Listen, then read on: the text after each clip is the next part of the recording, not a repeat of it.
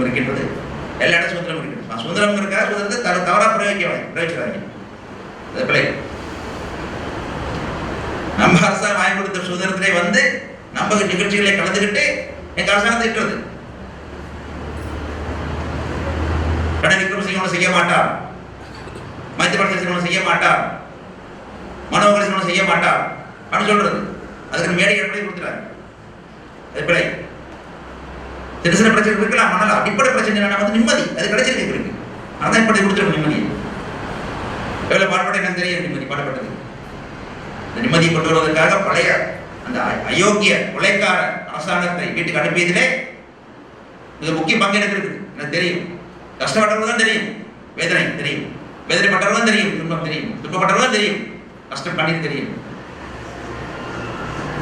ஆக வேறு இவரை விட அரசாங்கத்தை பாதுகாக்க வேண்டிய கடப்பாடு இருக்கின்றது. மஹிந்த ராஜபக்ச அல்லது அவர் கூட்டாளிகள் எல்லாம் நல்ல கீழே 2 ஆளும் கூட ஆட்சி வர முடியாது, விட மாட்டாங்க.